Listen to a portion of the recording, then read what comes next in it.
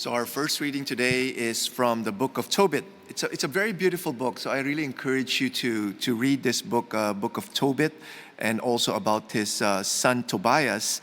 It's a beautiful thing to read. Tobit, in our first reading, is a just man, very good man. He was very honest, and he would do a lot of he would do what is right. He was also generous with his offerings whenever he would go to Jerusalem to offer up his offerings, and very generous. Would give money to the poor, and also food and clothing, and also he did a lot of corporal works of mercy, especially burying the dead. Okay, they live in he lived in a time wherein the emperor was pagan and killed a lot of Christians and just left it on the road. And he would bury it one by one so that the Christians would have a decent burial. So he did a lot of good things. And yet, but also he's not perfect. He has his character defect also. Just like all of us, we're all not perfect, right? And we see here how he accused his wife of stealing. His wife was working, and the customer, out of the gratitude, gave her not just the payment for her service, but also gave her a goat. So she brought a goat to the home. And Tobit says, where did you, he accused her of stealing the goat. And this is what, of course, the wife explained. And yet, Tobit won't believe her. And this is what she said to Tobit: where are your acts of charity? Where are your righteous deeds? These things are known about you. Okay?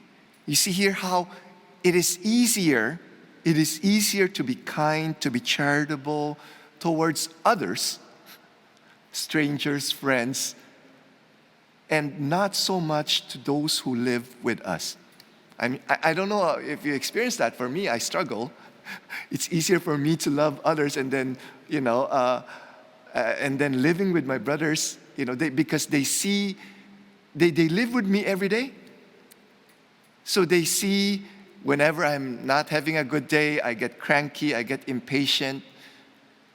Okay? So it's harder. It's harder to love those who are living with us, because they know us well. And they know our blind spots. And that's why I'm glad here in this story, we see here how Tobit was in much grief and anguish of heart. He wept, and with groaning began to pray. And that's what we need to do. Whenever we see our shortcoming, especially with the people that we live with, we need to ask for forgiveness. In the 12-step program, there's a step 9 there wherein you need to make amends with people that you have harmed.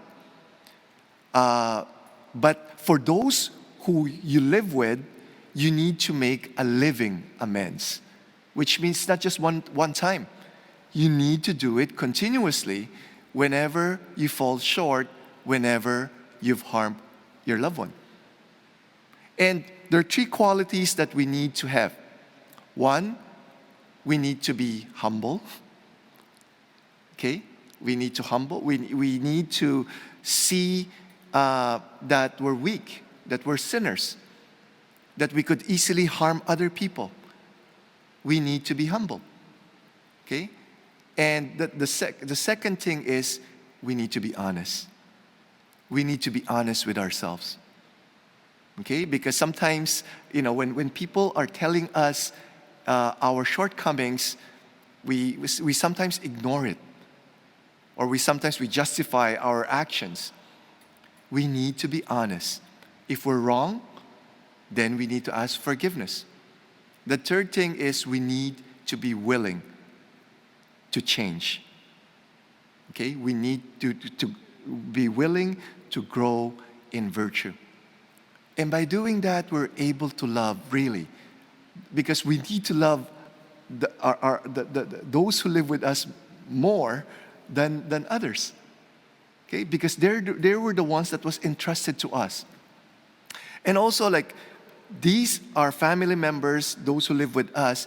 They've been given to us because it is by the design of the Lord, because it is through them that we will become a saint. Okay? So, 3 qualities that we need to have: humility, honesty, willingness. Okay? And we need to make a living amends with those who live with us.